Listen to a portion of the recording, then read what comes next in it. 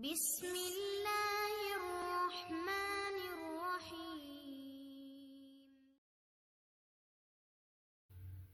वालेकुम dear students, क्या हाल है? स्टडी कैसी जा रही है? साइंटिफिक पॉइंट्स पे आसान और टू द पॉइंट लेक्चर्स के साथ खुश आमदीद। डियर स्टूडेंट्स, दहम केमिस्ट्री बाब नंबर 12 हाइड्रोकार्बन्स हमारे सिलेबस में 3 होमोलोगस सीरीज हाइड्रोकार्बन्स वाले चैप्टर में मौजूद हैं। इनके टॉपिक मौजूद हैं अल्केन्स, अल्कीन्स और अल्काइंस। डियर स्टूडेंट्स, हम इससे पहले की वीडियो लेक्चर्स में अल्केन्स और अल्काइंस से तफसील से पढ़ चुके हैं। अलग अलग लेक्चर इसी चैनल पे अपलोड हो चुके हैं, आप उनको सुन सकते हैं। डियर स्टूडेंट्स, पिछले लेक्चर में भी हमने अल्काइन शुरू किया है जो रिसेंट अभी अपलोड हुआ है। उसके अंदर हमने अल्काइंस के सोर्सेज, तैयारी के तरीके और तबई खसूसियात पढ़ी हैं। डियर स्टूडेंट्स, आज हम अल्काइंस की कीमियाई खसूसियात और इनके इस्तेमाल पढ़ेंगे। तो कीमियाई खसूसियात देखने से पहले अगर हम अल्काइंस की और जो सिंपल तरीन अल्काइन है एसिटिलीन की स्ट्रक्चर देखें, स्ट्रक्चर फार्मूला देखें, तो हमें मालूम होता है कि एसिटिलीन के अंदर 2 कार्बन के दरमियान ट्रिपल बॉन्ड है, ट्रिपल कोवलेंट बॉन्ड। अब ट्रिपल कोवलेंट बॉन्ड यानी कि जो 3 कोवलेंट बॉन्ड हैं उनमें से एक मजबूत कोवलेंट बॉन्ड होता है, बाकी 2 कमज़ोर हैं।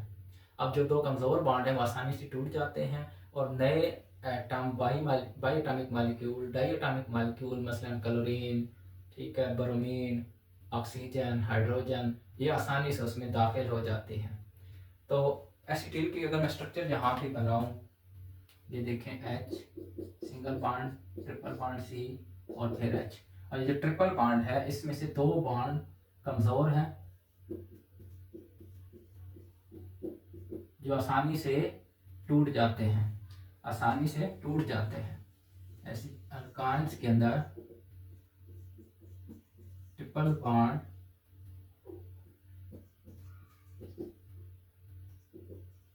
में 2 बॉन्ड कमजोर होते हैं जो कि आसानी से टूट जाते हैं और नए एटम दाखिल हो जाते हैं। नतीजे में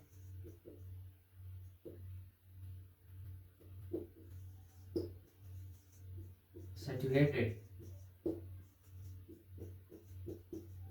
कंपाउंड्स बनाते हैं। अब हमारे जो सिलेबस में 2 तरह की कीमियाई खसूसियात हैं। पहली है हेलोजिनेशन, अल्काइंस की हेलोजिनेशन, ठीक है, और दूसरी है अल्काइंस की के NO4 के साथ ऑक्सीडेशन। डियर स्टूडेंट, हेलोजिनेशन का मतलब है हेलोजन दाखिल करना और ऑक्सीडेशन का मतलब है ऑक्सीजन दाखिल करना। अब इसकी मसवातें लिखते हैं। देखिए यहाँ पे मैं एक एसिटिलीन ले रहा हूँ, इसके अंदर हमने हेलोजन दाखिल करना है। यहाँ पे हम ब्रोमीन के 2 मोल ले रहे हैं, ठीक है। नतीजे में हमें क्या मिलेगा?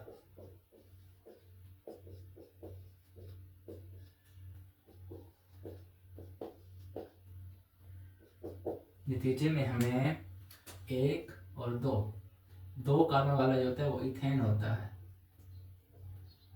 अब ब्रोमीन कितने हैं? 1 2 3 4, तो ब्रोमीन ब्रोमीन इथेन ना, यहाँ पे एक मिस्टेक हमने की है, ब्रोमो इथेन, ब्रोमीन नहीं, सॉरी, ब्रोमो। और कितने ब्रोमीन हैं? 4, तो tetra bromo ethane, tetra bromo ethane हमें मिला है प्रोडक्ट के तौर पर। अब ये रिएक्शन शनाख्त के लिए, ठीक है, शनाख्त के लिए इस्तेमाल होता है।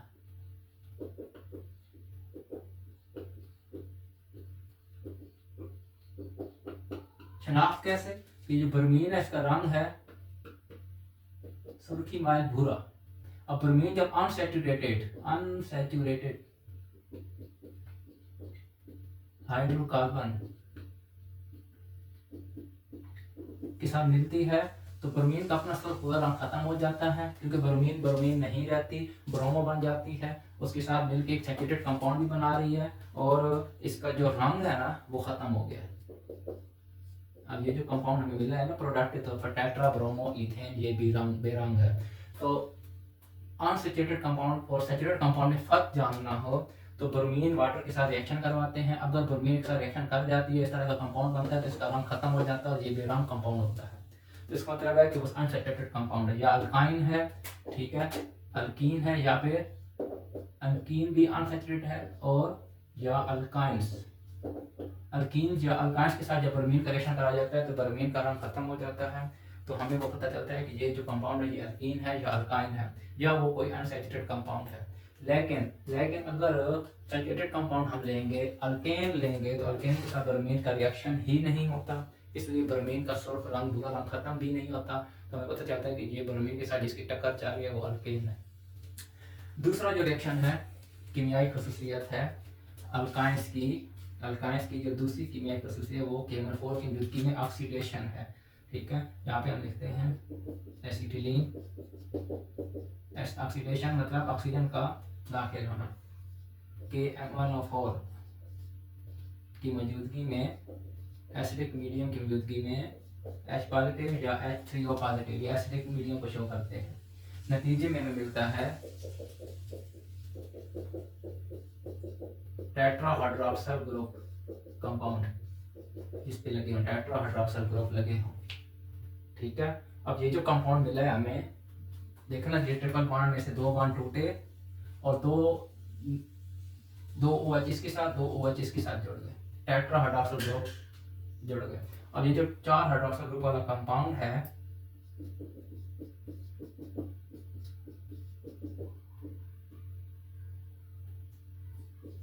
इसमें से 2 पानी के मॉलिक्यूल निकलेंगे,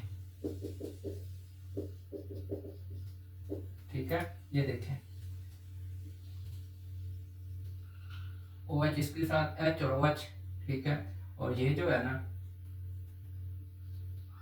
ये और ये, यानी O इसके साथ रह जाएगा और ये O इसके साथ रह जाएगा। हमें प्रोडक्ट क्या मिलेगी, H डबल बॉन्ड O और H डबल बॉन्ड O और H, ठीक है। अब अगले स्टेप में फिर इसकी ऑक्सीडेशन होती है KMnO4 के साथ एसिडिक मीडियम की मौजूदगी में। तो हमें प्रोडक्ट क्या मिलती है,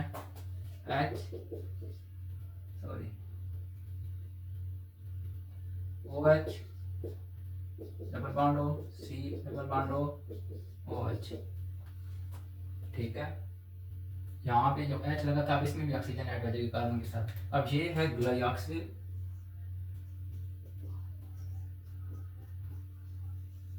ठीक है, और ये है ऑक्सैलिक एसिड,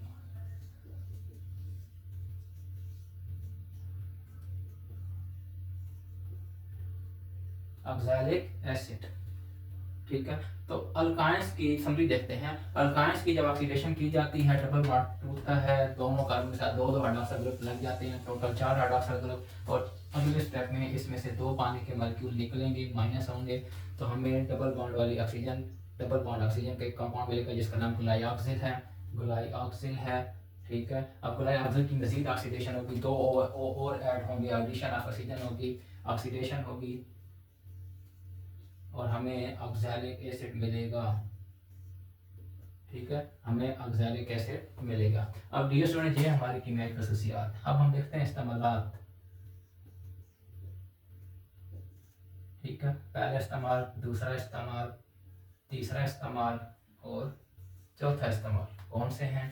पहला है एसिटिलीन और ऑक्सीजन, इन दोनों को मिला के बनाया जाए तो ऑक्सी एसिटिलीन शोला बनता है। अब ये जो शोला है बहुत ज़्यादा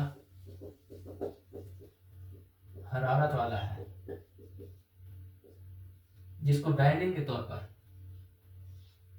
तो कौन सी वेल्डिंग कहा जाता है इसको? Gas welding. गैस वेल्डिंग के तौर पर इसको इस्तेमाल किया जाता है। दोबारा देखें, एसिटिलीन को ऑक्सीजन के साथ, यदि एक सेंटर में एसिटिलीन हो दूसरे में ऑक्सीजन हो, दोनों को आगे एक नोजल में जोड़ के पाइपों के जरिए फिर जलाया जाए तो ऑक्सी एसिटिलीन शोला बनता है, जो कि बहुत ज़्यादा हरारत वाला होता है और ये गैस वेल्डिंग में इस्तेमाल होता है। अगला इस्तेमाल है एसिटिलीन से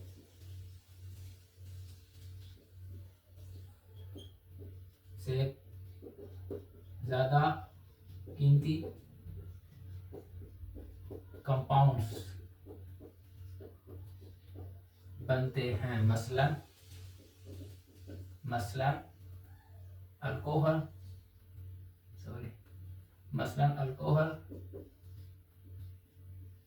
ईथर, ठीक है, जिस तरह ये ऑक्सैलिक एसिड, ये भी एसिटिलीन से बना है, एसिड बनते हैं यानी कि। इसी तरह एल्डिहाइड,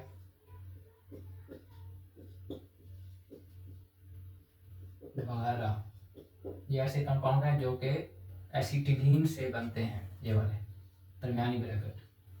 इसके अलावा एसिटिलीन की पॉलीमराइजेशन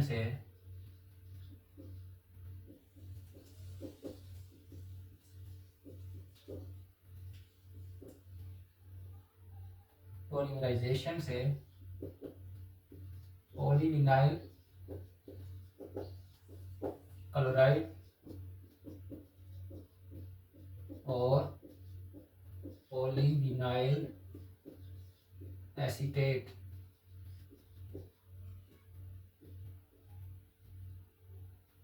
जैसे पॉलीमर्स बनते हैं। ये प्लास्टिक की किस्में हैं पॉलीमर्स। अब पॉलीविनाइल एसीटेट भी प्लास्टिक एक तरह की, पॉलीविनाइल क्लोराइड है, पीवीसी जिसको कहते हैं, पीवीसी से पाइप बनते हैं, ठीक है। आगे एसिटिलीन से नंबर 4 से सिंथेटिक रबर, सिंथेटिक मतलब मसनूई रबर, जैसा कि न्यूप्रीन एक तरह के सिंथेटिक रबर ही है, तैयार होता है। पांचवा इस्तेमाल एसिटिलीन से ही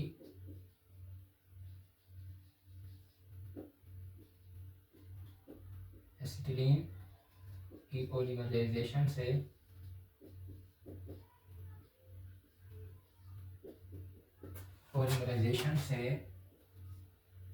बहुत ही अहम कंपाउंड बेंजीन बनता है, तैयार होता है। अब बेंजीन क्या है? बेंजीन फिर आगे रॉ मटेरियल के तौर पर इस्तेमाल होकर बहुत ज़्यादा कीमती केमिकल बनाने में इस्तेमाल होती है। तो ये 5 इस्तेमाल थे एसिटिलीन के। पहला हमने अभी देखा है, पढ़ा है कि ऑक्सीजन के साथ मिलाएं शोला बनता है, गैस वेल्डिंग में इस्तेमाल होता है। दूसरा एसिटिलीन से ज़्यादा कीमती कंपाउंड बनते हैं, रॉ मटेरियल बन जाता है, उस केस में अल्कोहल, ईथर, एज़ैलिक एसिड, एल्डिहाइड वगैरह की तैयारी में एसिटिलीन इस्तेमाल होती है। तीसरा एसिटिलीन का पॉलीमराइजेशन ये है कि छोटे छोटे यूनिट एसिटिलीन के मिलाते जाएं और एक लंबा पेचीदा कम्प्लेक्स मैक्रोमॉलिक्यूल बनते हैं जो कि पॉलीमर कहलाते हैं। तो इस अमल का पॉलीमराइजेशन कहते हैं। एसिटिलीन की पॉलीमराइजेशन से पॉलीविनाइल क्लोराइड, पॉलीविनाइल एसीटेट जैसे पॉलीमर्स बनते हैं। चौथा इस्तेमाल एसिटिलीन से सिंथेटिक रबर, मसनूई रबर तैयार होता है, जैसा कि न्यूप्रीन एक मसनूई रबर है। आखिरी इस्तेमाल हमने भी देखा पड़ा है कि एसिटिलीन की पॉलीमराइजेशन से बेंजीन तैयार होती है और बेंजीन खुद एक रॉ मटेरियल है।